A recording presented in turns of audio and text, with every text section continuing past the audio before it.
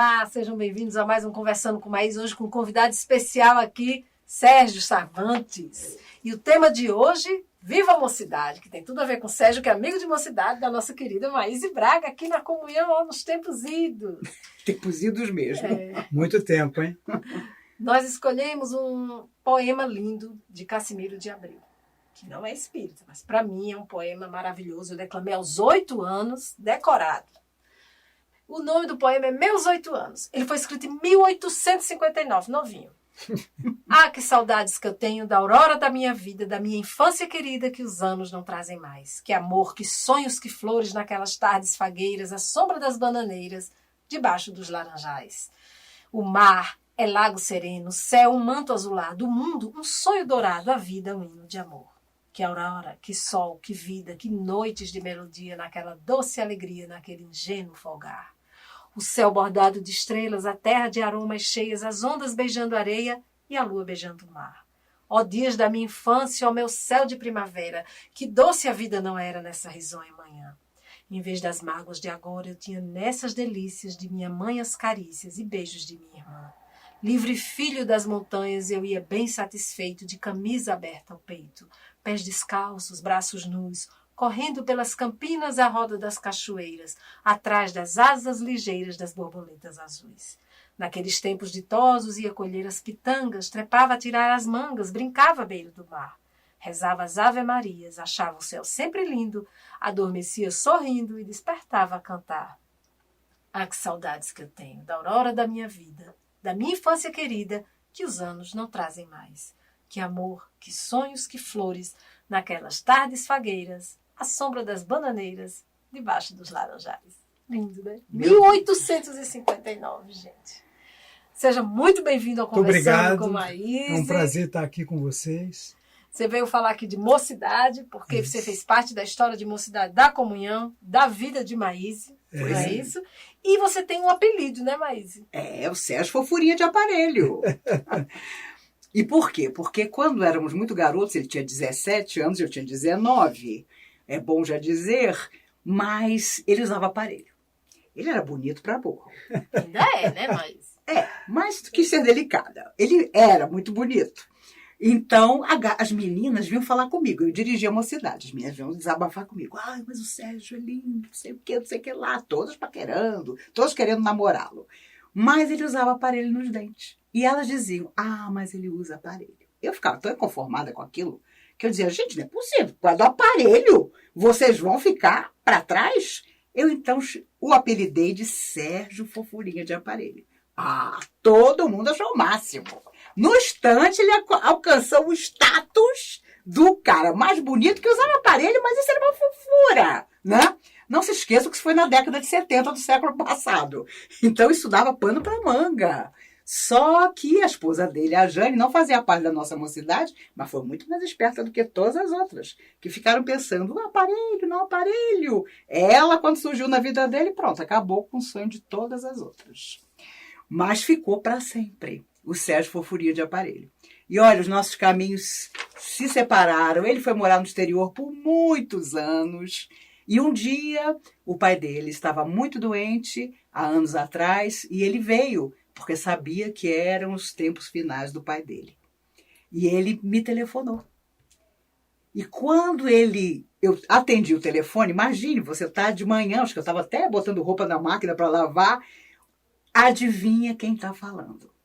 Aí meu Deus, quem será? Podia ser qualquer pessoa. Sérgio Fofurinha de Aparelho. Gente, foi uma emoção. Foi um negócio. Sabe quando a sua vida inteira passa na sua frente? Porque eu sempre admirei demais o Sérgio Valesca pela alegria dele. Sabe quando você conhece um garoto de 17 anos que é equilibrado? Olha, se hoje isso é quase impossível, naquela época era muito difícil. Sabe? Um cara equilibrado, alegre, positivo. E ele atraía muito a garotada da mocidade, da comunhão daquela época por causa disso. Porque as pessoas o admiravam por isso, sabe? Tudo era sempre tempo bom. E isso não é fácil encontrar. Por isso que ele fez a trajetória que fez. E é por isso que quando a gente fala de mocidade, a gente lembra de outros amigos, Marcelo Corrotec, né? E ele tem o apelido de Corroté porque naquela época passou um cometa que passava a cada tantos séculos, chamado Corrotec. E o Marcelo vinha um domingo na Mocidade, faltava 2. Mas no domingo que ele vinha, ele botava para quebrar. Porque nós fazíamos nossos estudos, o Sérgio se lembra bem, o Evangelho, o Livro dos Espíritos, né? Tudo muito coordenado, era uma outra época também. E o Marcelo, no final, sempre dizia, mas apesar de tudo, desses estudos todos nossos, eu não acredito em livre-arbítrio. E livre-arbítrio é uma das bases da doutrina espírita. Então, o Marcelo também foi outra pessoa que marcou a vida de todo mundo. Até hoje, quando eu encontro, longe às vezes, alguma pessoa da nossa época de mocidade, o Sérgio Fofurinha de Aparelho, o Marcelo Corrotec, são aquelas referências, né, de amizade que a gente tem desde aquela época. Sérgio, uma pergunta. O que esse trabalho voluntário como jovem, porque vocês assistiam casas, famílias, né? O que isso contribuiu para a sua formação hoje como homem e como profissional? Foi importante? Foi? Sem dúvida. Trabalhar com o mais carente, trabalhar para aquele que precisa, eu acho que desenvolve aquela empatia que toda pessoa, de alguma forma, necessita desenvolver, né? E durante a mocidade nós tínhamos trabalhos muito legais, muito bacanas, bonitos, de assistir as pessoas mais necessitadas. Nós tínhamos, se lembra, a campanha de Alta de Souza, que todo domingo nós chegávamos mais cedo e saímos numa caravana, batendo na porta do pessoal aqui das 400 para pedir comida, alimento. E foi assim algo muito que me marcou muito, porque nós vínhamos de uma família que tinha tudo e não tinha nenhum problema financeiro. E, no caso, assistir esse pessoal mais pobre, mais carente, eu acho que nos ajuda a entender que o mundo não é só a gente. Exatamente. Então, eu acho que isso é muito importante, principalmente para que a gente tenha uma visão de mundo diferenciada. E eu acho que abre novos horizontes, novos caminhos, para que todos, de alguma forma, compreendam que só através do trabalho e de se doar a gente consegue a verdadeira felicidade.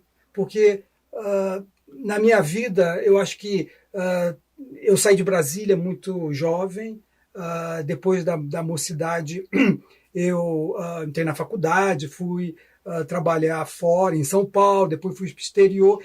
E o que acontece é que todos nós estamos sempre à procura de algo mais. E esse algo mais, o que é? São as ilusões que o mundo nos chama. Então, e ao longo do tempo você vai percebendo que não é nada disso. E que, no final das contas, tudo aquilo que nós aprendemos no início da nossa jornada, como eu aprendi na mocidade, foram sementes que muito importantes, que no caso floresceram depois. E isso fez com que 45 anos depois fizesse com que eu voltasse ao meu ponto de partida, que era aqui em Brasília e que era trabalhar com o Nosso Lar, que depois a gente vai falar sobre legal. ele, e foi muito importante para mim. Então mudou só de fase, né? Claro. Jovem, você ajudava na mocidade. E agora já aposentou, já voltou para o Brasil, Isso. Está em outra tarefa com o Nosso Lar, não é isso? A vida é feita de ciclos. Quer dizer, quando nós somos jovens, tudo parece que nós podemos tudo, né? E nós estamos ali para conquistar o mundo. E eu acho que isso é bom, sabe por quê? Porque isso dá aquele elan para todos nós mudarmos o mundo. E isso é muito importante. E à medida que você se joga no mundo, você vai descobrindo uma série de coisas.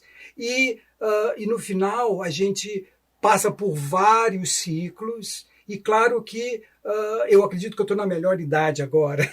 Então, tudo isso que eu aprendi ao longo dos anos, dentro da minha vida, sendo na família, seja na minha profissão, eu acho que me dá essa qualidades para que eu possa me doar e eu acho que fazer esse mundo melhor. A gente não pode perder esse sonho de transformar o mundo, porque o mundo vai ser transformado à medida que nós nos transformamos, né? Então é algo que não dá para perder esse sonho, não. Me diga uma coisa, o que você diria para esses jovens de hoje que sofrem tanta pressão, né? Como mais diz sempre aqui, com 30 anos tem que estar bem empregado, concursado, com a casa, um apartamento, um carro, casado, não sei o quê.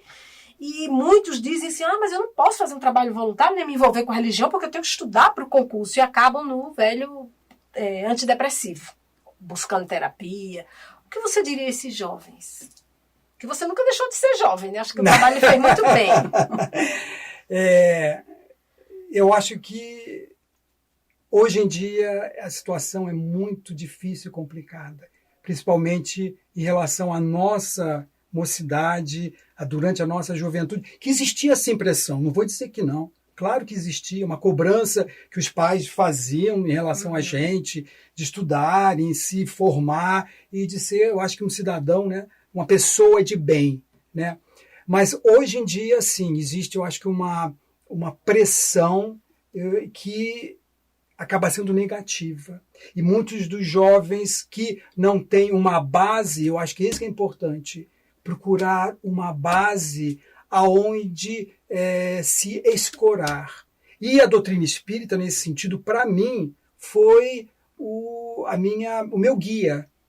E então isso possibilitou a eu dar um rumo à minha vida de uma forma tranquila, equilibrada. Claro que todos nós temos dificuldades, temos obstáculos, e eu tive muitos na minha vida, não foram poucos. Mas uma coisa é certa, a minha experiência na mocidade e dentro da doutrina espírita, ela me serviu como um instrumento para que eu pudesse superar todas as minhas dificuldades.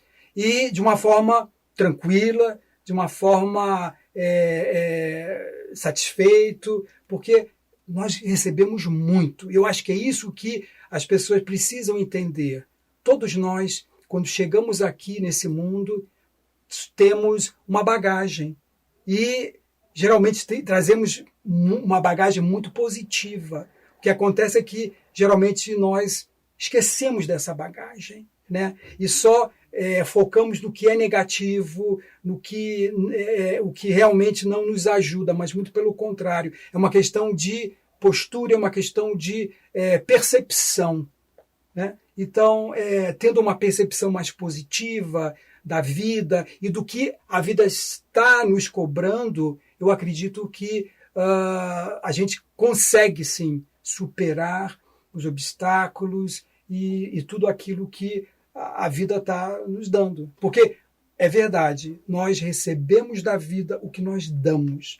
E isso é muito importante as pessoas entenderem, porque na maioria das vezes nós queremos receber sem dar. E isso não acontece. É uma lei, é a lei de causa e efeito, que todos nós sabemos que existe, é uma lei física no mundo, né? Então, para esses jovens que estão se descobrindo hoje em dia, eu acho que eles têm que ter muita cabeça, muito equilíbrio para ver, no caso, se informar e conhecer um pouco. Se não é a doutrina espírita, tem tantas outras maneiras de você se autoconhecer e, a partir desse autoconhecimento, você começar a desenvolver habilidades que vão ajudar você a, no caso, superar as suas próprias deficiências, né? Então, isso é o que eu, no caso, sugeriria, recomendaria aos jovens que estão começando. Nós tivemos muita sorte, porque a comunhão era muito pequena. Não tinha zelador para tomar conta. Nós fazíamos simplesmente tudo. Nós chamávamos a ficha para o passe, nós já éramos passistas, nós fazíamos pequenas inserções de leitura, de pequena palestra, nós lavávamos o chão do salão e também tínhamos um contato muito direto com os fundadores dessa casa. Eu digo sempre que nós aprendemos com os melhores, por isso que nós nos tornamos pessoas um pouco melhores do que talvez nós tivéssemos sido porque eles eram simplesmente maravilhosos, de total dedicação, nos ensinaram o miolo da doutrina espírita, que é tornar você uma pessoa melhor. Tem milhões de definições para a doutrina espírita, mas essa, se ela não estiver tornando você uma pessoa melhor, procure outra coisa.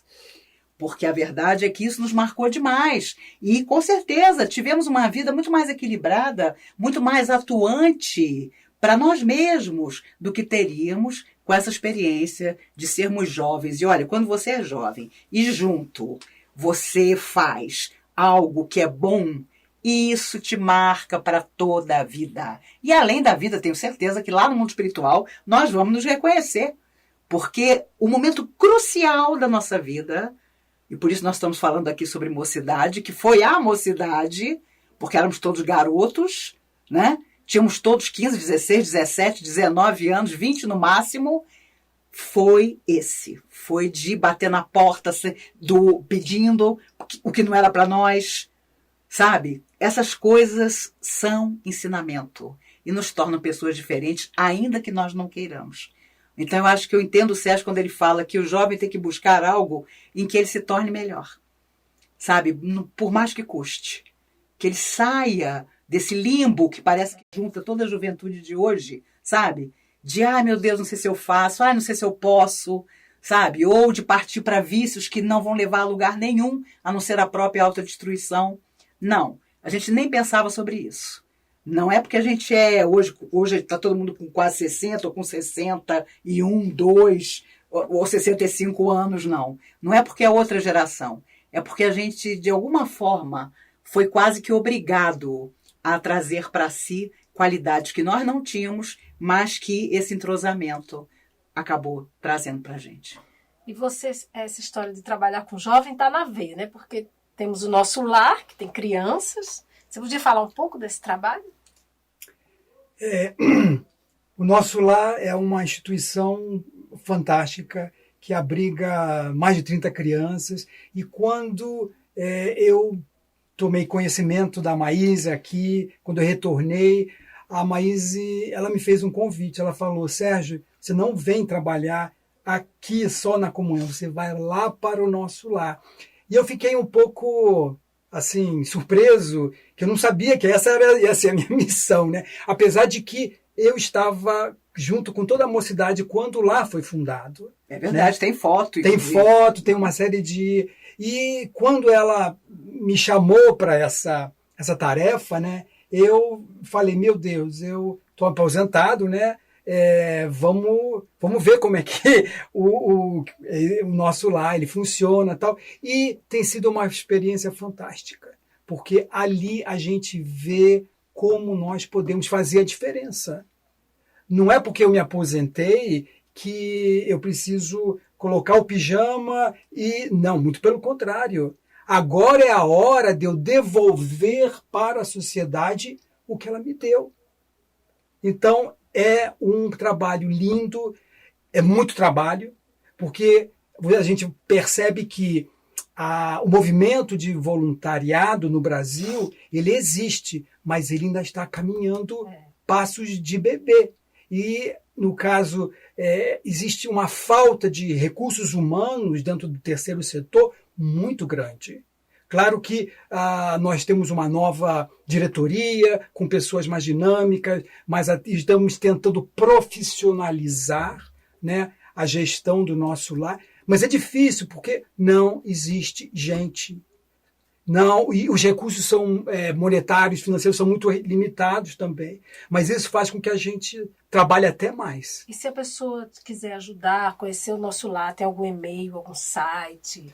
Temos o site do nosso lar, temos também o Facebook, e lá você vai ter todo o endereço e todas as instruções de como você pode ajudar o nosso lar, tanto do ponto de vista financeiro, como do ponto de vista de ser voluntário. Nós hoje temos projetos de tentar melhorar a infraestrutura do lar, porque a infraestrutura do lar já tem quase 50 anos, e então tem muitas coisas que precisam ser feitas em termos de reforma, que precisa de dinheiro, recursos, e realmente a gente pede que as pessoas possam procurar o nosso lar e dar o que puder, porque é dando que se recebe. É uma coisa que me marcou muito durante a minha vida. E eu agradeço a Mocidade e a Comunhão Espírita de ter facilitado esse ensinamento para mim. Então, e as pessoas que moram longe ou em outros países, como é o caso dos nossos telespectadores, podem ajudar sendo sócios, né? Vocês não têm Nós temos uma campanha de sócio que pretende expandir, né, a base de pessoas que contribuem, e a gente pode depois dar mais informações sobre como fazer isso.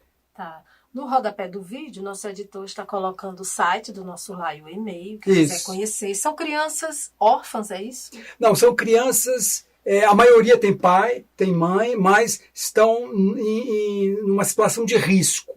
A justiça afasta. Então, né? A justiça entra e, no caso, afasta as crianças temporariamente das famílias, que não têm condição nenhuma de cuidar delas. Nós abrigamos essas crianças, nós damos todo o apoio, tudo, e quando possível nós trabalhamos para a reinserção dessas crianças na família original, porque esse é o objetivo. Mas muitas vezes isso não é possível, e então essas crianças são, no caso, dadas para ser adotadas. E a gente facilita esse trabalho, esse processo, né? Na sua época, na de Maíse, mas já falou até em algumas palestras, como era a questão do bullying? Tinha bullying? Existia, eu não posso dizer que não. Existia, mas não era tão cruel, eu diria dessa forma. Era uma coisa mais... era mais tudo muito na brincadeira. Era uma coisa mais ingênua até. E as pessoas resolviam os problemas entre si, as crianças, os jovens, e quer dizer, na Mocidade nunca existiu isso. Eu não me lembro de ter bullying na Mocidade, muito pelo contrário, porque existia uma relação de amizade, de afinidade entre nós muito grande. Então não existia isso. Agora sim, nas escolas existia, mas hoje em dia é mais complicado, porque com a internet, com todos esses novos meios de comunicação, a gente percebe que esse problema ele tem se tornado muito mais grave. Porque entra a questão da crueldade, né? É muito cruel. E claro que quem está sofrendo isso precisa falar com os pais, precisa, no caso, se expor para os responsáveis, para que eles possam também tomar, no caso, atitudes, junto com a escola, junto com aqueles que são responsáveis por aquilo, né? Então, você morou em outro país. Como essa questão é tratada lá? Eles punem os alunos que... Olha, é muito sério. Existe um código de conduta em toda a escola que, no caso, realmente trata desse problema. E, efetivamente, quando existem casos que são identificados, isso é levado à diretoria e as crianças são, eu não diria punidas, mas elas são chamadas e reeducadas. Agora, claro que se o problema persiste, até a polícia entra. E eu tive problema com a minha filha de uma menina estar fazendo bullying com ela e foi muito, assim, muito interessante, porque a minha esposa foi ao colégio, conversou com a diretora e ela, no final das contas, ela, no caso, chamou a outra estudante e falou para ela, olha, se você continuar com essa prática, nós chamamos a polícia. Então, eles tratam isso de uma forma muito, muito séria. E eu acho que deve ser tratado assim, porque é uma questão de respeito. Todos nós temos que aprender a conviver um com o outro. Então, É verdade. O Sérgio morou nos Estados Unidos e no Canadá. E lá as coisas são muito diferentes daqui. Nós temos muito a aprender com eles lá. Porque, meu Deus, o que existe de meninos, adolescentes que estão se suicidando porque os colegas mais chegados são os que fazem o bullying. Então vem a desilusão. vem uma coisa seríssima, que é a emoção machucada.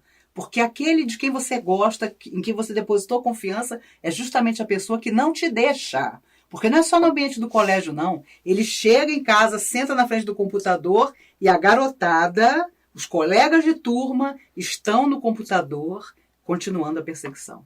Isso é muito grave e afeta muito a mocidade de hoje, em todos os aspectos. Felizes de nós que não vivenciamos isso. Mas filhos e netos nossos, com certeza, se o mundo não for consertado, já passaram ou hão de passar por isso. E isso é impossível. E é por isso também que o Sérgio está aqui. Ele é diretor financeiro do nosso lar, o antigo tesoureiro. Então ele conhece muito bem as necessidades das nossas crianças. E eu disse a vocês que no nosso programa de entrevistas, eu e Valesca traríamos sempre pessoas que se importam com os outros. Acho que nós estamos num momento tão difícil do mundo que nós precisamos ouvir pessoas como o Sérgio, como os outros amigos que vamos trazer aqui, que são pessoas que fazem um trabalho que realmente importa. A comunhão hoje é imensa, tem tantos trabalhadores. Por isso que, espertamente, eu disse ao Sérgio, não, você pode até ser orador da comunhão, e ele faz palestras, mas o nosso lar está precisando mais de você. Que você possa encontrar, meu amigo, ouvindo a história do Sérgio, ouvindo as histórias que eu costumo contar aqui, vendo o sorriso da Valesca. Muita gente me pergunta quando eu viajo por que a Valesca não faz palestra, vamos tomar providências quanto a isso, mas que você possa, sabe, no seu coração encontrar um lugar de servir. Porque não duvide que a única coisa que não vai mudar nunca na nossa vida, tudo mais da nossa vida pode mudar. O filho parte, o companheiro não é mais companheiro, os sonhos nos fazem desiludir, mas o bem que você em algum momento fez, ninguém tira de você.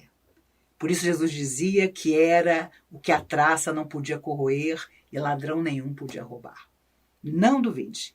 Não precisa desencarnar, não. Aqui mesmo na Terra você vai perceber que aquilo que você faz ao outro, aquilo que você aprende a fazer ao outro, será o grande tesouro que você vai sempre carregar no seu coração. Sem falar que os Espíritos dizem que nas nossas horas mais difíceis, mais dramáticas, aquele bem esquecido vem para você.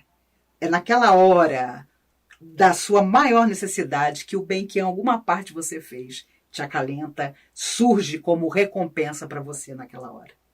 E a gente recebe muito e-mail, Sérgio, mas sabe, de mães desesperadas, com filhos dando trabalho. Eu acho que se levasse essa criança ou esse adolescente para conhecer uma instituição dessa, como o nosso lar e tantas que existem nesse Brasil afora, para ele ver a realidade de perto, não adianta sermão de mãe, sermão de pai. Para ele trabalhar, não, meu filho, faça só 1 hora de voluntariado, nunca mais eu lhe peço nada. Essa 1 hora vai se transformar em 2, em 3, e daqui a pouco ela remodela aquela criatura, não é isso? Porque, pelo que eu entendo aqui, minha vivência, é que a mocidade para vocês deu base, alicerce, para hoje vocês serem essas pessoas maravilhosas que vocês são. Ah, meu Deus, você é maravilhosa. Olha a responsabilidade. Defeitos vocês têm. Claro, tem todo claro. mundo, Sim. mas assim, a base, as palestras de Maíse atraem muita gente, ajudam muita gente. Você como orador e agora comandando o nosso lar, que precisa de ajuda, porque todo mundo acha lindo, nosso lar, vamos para a festa junina e esquece o resto do ano. Eu não me conformo com isso. Vou para a festa do junino do nosso lar para ajudar, e o resto do ano. E as crianças não comem, não? É verdade. Não é mais? Não se veste, os agasalhos, cadê? Então, já que não pode ir lá, ou mora longe, ou não tem tempo, veja o site, tenta entender esse trabalho, ou então de um trabalho perto da sua casa, no seu bairro, uma creche, uma instituição que esteja precisando. Todo mundo tem um pouco para doar, não é isso, Sérgio? Sem dúvida. Não importa o conhecimento, a faixa etária, a condição social. Ao contrário, os anos passam e ficamos cada vez melhores. E Não aí é mesmo? Graças a Deus. E ele continua fofurinha. E hoje não usa aparelho. Nada como o tempo. Muito obrigado pela sua Nós que agradecemos. Nós que presença. agradeço. Você vai vir de novo, né? Mas daqui a um Com certeza, tempinho, vamos arranjar falar já em assuntos. outro. A gente vai falar Se em o- outra Se o coisa. nosso lá entrar em alguma campanha, promover alguma coisa, você vem aqui explicar para nos ajudar a instituição. A gente tem telespectador em vários países, no Brasil inteiro. Daqui a pouco estamos com 1 milhão de acessos e Nossa. vamos botar essas crianças, né, para...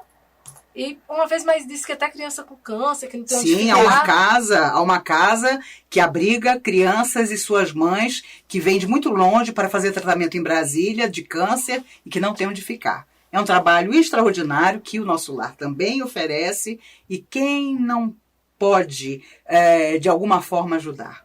Então é muito importante que entrem em contato, procurem saber de que forma vocês podem ajudar e vai ser extraordinário para a gente também. Nós vamos disponibilizar todas essas informações no nosso website, no Facebook, para que as pessoas possam, no caso, ajudar. E se qualquer coisa, qualquer ajuda será bem-vinda. Claro que sim. Até ir lá contar uma história para a Sem criança dúvida. já é um ato de caridade, até Sem para dúvida. consigo mesmo, né? Sem dúvida. Então vamos escolher o tema do próximo programa? Vamos. Vivendo e aprendendo, com açúcar com afeto, imaginação fértil. Com açúcar com afeto. Uma linda música do Chico Buarque, que com certeza todos nós precisamos ter no coração. Um pouquinho de açúcar não faz mal a ninguém, né? Brincadeirinha. Bom, para mim que sou diabética, nem pensar. Mas açúcar emocional para passar para os outros sempre é bom. Então, até o próximo programa com Açúcar com Afeto. Agradecemos a presença do Sérgio obrigado. Chavante, Sérgio Fofurinha de Aparelho, que foi da mocidade dessa casa aqui maravilhosa e amigo de Maíse de milhões de encarnações. É isso daí. Com certeza. E até o próximo programa. Obrigado.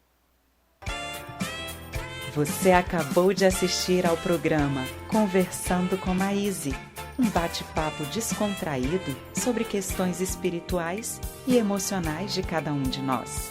Envie sua pergunta ou sugestão para maise.radio@gmail.com.